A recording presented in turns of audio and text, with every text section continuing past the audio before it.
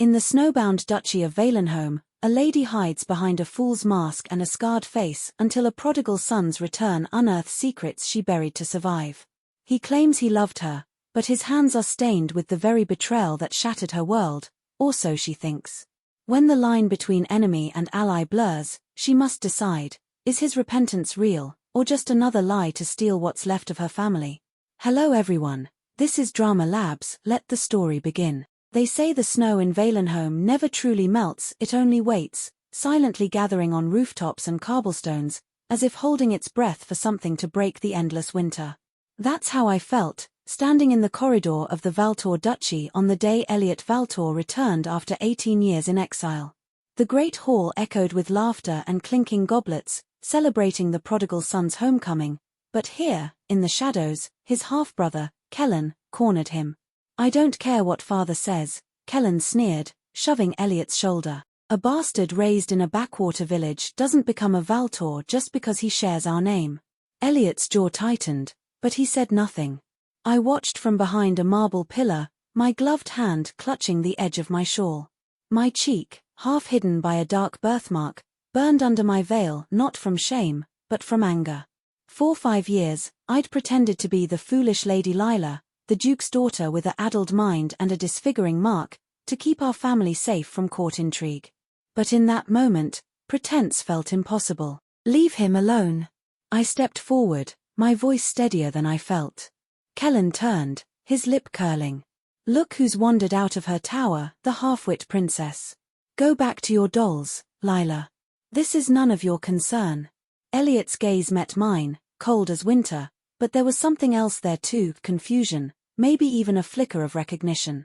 "It doesn't concern you," he said, turning away. I should have listened. I should have retreated to the safety of my charade.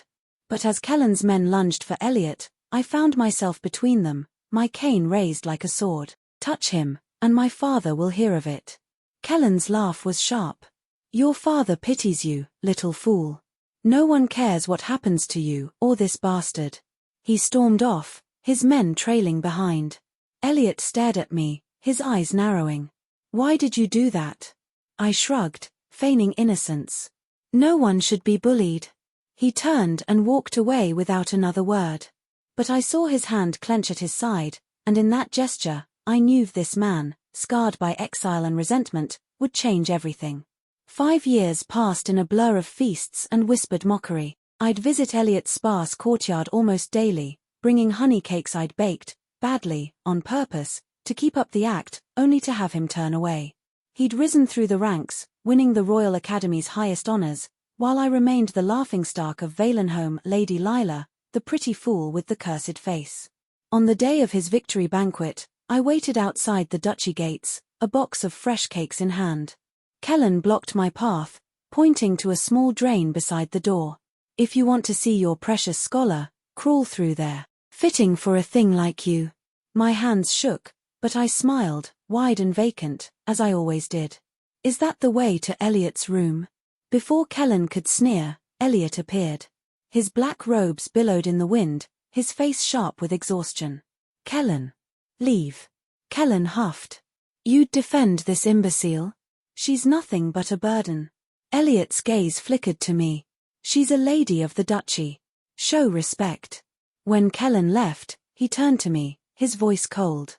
"What do you want, Lila?" I held out the box, my heart racing. "I made these. For your victory." He stepped back, as if my offering burned. "I don't want your charity." I pressed the cake to his lips, as I'd done 100 times before. "Just one bite. Please." He knocked the box from my hand, cakes scattering in the dirt. "Have some dignity." That night, I cried into my pillow. My mother, the Duchess, stroked my hair. "You don't have to keep doing this, my love. The act, the visits, I want him to see me," I whispered.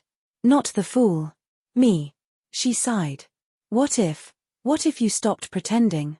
Let him see the real you." But I couldn't. The court had always feared my father's power. If they knew his daughter was sharp and capable, they'd target us more fiercely. Better to be a fool than a threat. Trouble came faster than I feared. Rumors spread that my father, Duke Alden, planned to oppose the king's new taxes. One evening, as I walked past Elliot's study, I heard voices inside. "The Duke must be dealt with," a man said. "Once he's gone, his lands and seal pass to us. The king will reward you well, Elliot." My blood ran cold. Elliot's voice, low and gravelled, replied, "I want the seal. Nothing more." I stumbled back, knocking over a vase. The door flew open. Elliot stood there, his eyes wild. "Lila, what did you hear?"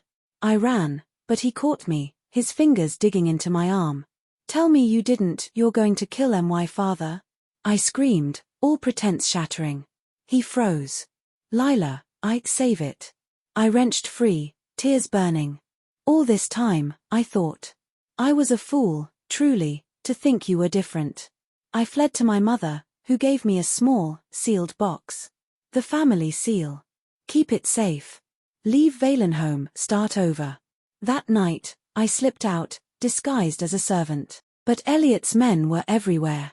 As I raced through the forest, an arrow grazed my shoulder.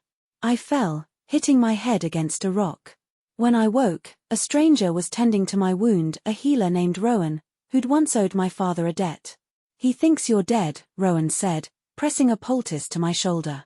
"A body was found in the river, wearing your cloak." Elliot's beside himself. I stared at my reflection in the stream. The birthmark, a dark smudge I'd painted on daily, had washed off, revealing clear skin. "Good," I said. "Let him grieve." Months later, I returned to Valenholm, disguised as Lena, a kitchen maid with a scar across my cheek, Rowan's handiwork. The duchy was in chaos, my father, gravely ill after an accident, my mother beside herself, and Elliot, now acting duke, haunting the halls like a ghost. He found me in the garden one afternoon, pruning roses. "You're new," he said, his voice rough. I curtsied, keeping my eyes down. "Yes, sir. Lena, from the eastern villages." He stepped closer, his breath warm on my neck. "You walk like her. Lila. You even smell like her, lavender and honey." My hands shook. I don't know who you mean, sir." He grabbed my wrist, turning it over to reveal a small scar, a childhood burn from a kitchen fire. "She had this scar. Right here." I yanked free, backing away. "You're mistaken, sir." He didn't pursue me, but I saw the look in his eyes, hunger, desperation, *hope star. We danced this dance for weeks. He'd accidentally brush my hand during meals, ask me to read to him, knowing full well I'd been taught by the best tutors, leave lavender in my apron pocket. I fought my feelings, but every time he looked at me, I remembered the boy in the corridor, the man who'd defended me from Kellen, even if he'd later tried to destroy my family. Then, on the anniversary of my death, he cornered me in the library. "It's you," he said, his voice breaking. "I know it is." I shook my head, but tears betrayed me. "Why would you care? You wanted my father dead. You wanted our seal." He pulled me into his arms, and for a moment, I let myself lean into him. "I wanted power to protect you," he whispered. "The court would have devoured you, Lila. I thought if I had enough influence, I could keep you safe. By killing my father." He froze. "It was never my plan. Kellen and the king's men, they manipulated me. I stopped them." "Your father's alive, isn't he?" I pulled away, glaring. "Barely. And you expect me to forgive you?" That night, I packed my things. Rowan was waiting at the gate, ready to smuggle me out. But as I slipped through the gardens, I heard a commotion. Kellen, drunk and raging, confronted Elliot in the courtyard. "You think you can replace me? The rightful heir?" Kellen shouted, drawing a dagger. "She's alive, isn't she? That maid, she's Lila." Elliot stepped forward, shielding me, though I was hidden in the shadows. "You'll never touch her." The dagger plunged into Elliot's chest. I screamed, running to him as Kellen fled. Elliot collapsed in my arms, blood soaking his shirt. "I'm sorry," he gasped. "I'm so sorry, Lila. Don't you dare die," I whispered, pressing my hand to his wound. "Not now." He survived, barely. The king, furious at Kellen's treachery, stripped him of his title and exiled him. My father, slowly recovering, Handed the duchy to Elliot on one condition: he'd have to earn my forgiveness first. That winter, as snow blanketed Valenholm, I sat by Elliot's bedside, reading to him from his favorite book. He reached for my hand, his fingers still weak. "The doctor says I'll walk again by spring." I smiled. "Good. I want you to teach me to ride. Properly, this time not like the fool who fell off her pony." He laughed, wincing. "I'd like that." Outside, the snow glowed in the moonlight, and for the first time in years, it felt like the winter was finally ending. "You know," I said, tracing the scar on his palm, "I made you honey cakes once. You threw them in the dirt." He pulled me closer, pressing a kiss to my forehead. "I'll eat every crumb of every cake you ever make, if you'll stay." I thought of the years of pretense, the fear, the pain.